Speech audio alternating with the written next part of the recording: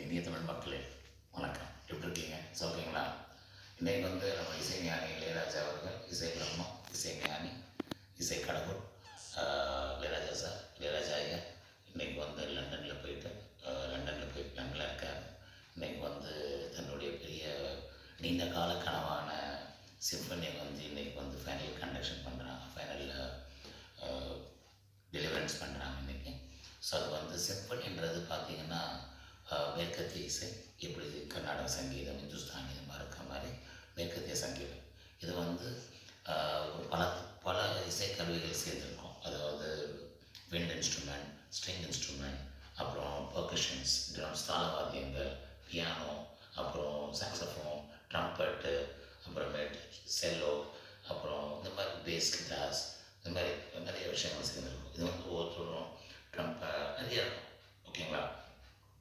டிம்ஃபானி அந்த மாதிரி நிறைய விஷயங்கள் இருக்கும். ஸோ இதை ராஜா சார் அவர் முன்னாடி இந்த ராயல் ஃபில்ஹார்மோனிக் ஆர்கெஸ்ட்ரான்ற ஒரு பெரிய டீம் ஒர்க் பண்ணுவாங்க.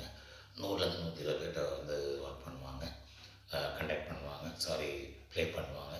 ராஜா சாருடைய ஒரு பிரம்மாண்டமான இசைக்கோர்ப்பு அது. சரிங்களா? இப்போ பிள்ளைக்கு சொல்லும் போது ராஜா சார்ன்றது ஒரு பெரிய ஒரு சிம்மாசனத்தில் இருக்கிற ஒரு பெரிய இமயம் ராஜா சார். ரெண்டாவது, இதை இதுக்கு முன்னாடி 1700லேருந்து பல பேர் பல மேற்கத்திய இசை ஞானிகள் வாசிச்சிருக்காங்க. இதில் பெரிய சாதனை என்னென்னா, லைக் மொசார்ட், பீத்தோவன், பாக், ஓப்பஸ், ஷுபர்ட், இப்படி பல சக்காவ்ஸ்கின்வாங்க. இவங்க இந்த மாதிரி பலதரப்பட்ட இசை ஞானிகள், மேற்கத்திய இசை ஞானிகள் அதை வாசிச்சிருக்காங்க. ராஜா சார் முதல்ல ஆசியாவிலேருந்து, இந்தியாவிலேருந்து, நம்ம தமிழ்நாட்டிலேருந்து, நம்ம தமிழர்கள் எல்லாருமே இசை வடிவத்தோடு வாழ்கிறோன்றத ஒரு அங்கீகாரத்தை, அந்த முத்திரை பதிக்க இன்றைக்கி நாள் அமைச்சிருக்காரு. நம்ம எல்லோரும் பெருமைப்பட வேண்டிய விஷயம்.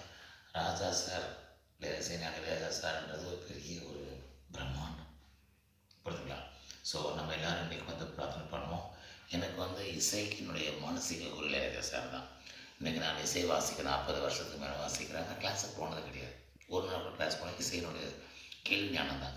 எனக்கு கிளாஸுக்கு போகாமல் ஆக்கினதே அவருடைய இசை தான். அவருடைய இசையில் தான் கற்றுக்கிட்டதே நான். எல்லா தாளவாதையும் எல்லா பாட்டும் வாசிப்பேன். அவருடைய ஆரம்பத்துலேருந்து சிம்பனின்றது இளையராஜா சாருடைய ஆரம்பத்துலேருந்தே இருக்குது. அவருடைய சிம்பனின்றதை அவருடைய எல்லா படங்கள்லேயும் ரெக்கார்டிங்காக இருக்கட்டும், பாடலாக இருக்கட்டும், எல்லாத்துலேயுமே அன்னக்கிரிலேருந்து கடைசி படங்கள் வரைக்கும் ராஜா சாருடைய சிம்பனி இருக்குது. ஸோ நம்ம அதனுடைய வேல்யூ நமக்கு அவர் எப்படியோ கொடுத்துட்டார். அது என்ன ஏதுன்னு சொல்லிட்டு இன்றைக்கி மேற்கத்திய கலைஞர்கள் பிரமிப்போடு அவருடைய கோப்புகளை அவருடைய இசை கோப்புகளை இன்றைக்கி வாசிக்க போகிறாங்க. ரொம்ப பெருமையான விஷயம். என்ன கேட்டிங்கன்னா, இது ஒரு பெரிய சாதனை. உண்மையாகவே இசை உலகத்தில் இது பெரிய சாதனை. எங்கேருந்தோ ஆரம்பித்து எங்கேயோ போய் அருமையான விஷயங்களை படைக்கிற என்னுடைய இசை பிரம்மன் நல்லபடியாக இன்றைக்கி நல்ல ஆயுளோடும், என்றுமே நல்ல ஆயுளோடும், நல்ல ஆண்டோடைய ஆசீர்வாதத்தையும் நல்லபடியாக இன்றைக்கி நல்லபடியாக நடக்கணும்னு சொல்லி நம்ம எல்லாம் வல்ல இறைவனை வேண்டிப்போம். அதே நேரத்தில் நம்மளும் அதனுடைய எதிர்பார்ப்புகளை அதிகமாக வச்சுட்டு உட்காந்துருப்போம். சரிங்களா? ஏன்னா ரொம்ப நாள் எதிர்பார்த்துட்டு இருந்தோம். 1993 ஒரு சிம்பனி பண்ணாங்க. அது வெளியில் வரல. சரிங்களா? அது என்ன காரணம்னு தெரியல. இப்போ எல்லா தலைப்புக்கும் 2024 2025 உட்காந்துருக்கோம். இப்போ தான் மக்கள் கொஞ்சம் இசையினுடைய ஃபுல் விஷயங்களை ராஜா சார் பல கச்சேரிகளிலும், பல வீடியோஸ்லையும், பல யூடியூப்லையும் தெரியப்படுத்தியிருக்கார். சரிங்களா? ஆனால் இன்றைக்கி அதை நம்ம இன்றைக்கி நடக்க போகிற அந்த ஃபைனலுக்கு நம்ம எல்லாரும் வேண்டிப்போம். நல்லபடியாக சக்ஸஸ் ஆகும். பெரிய சாதனைங்க. இது சாதாரண விஷயம் கிடையாது.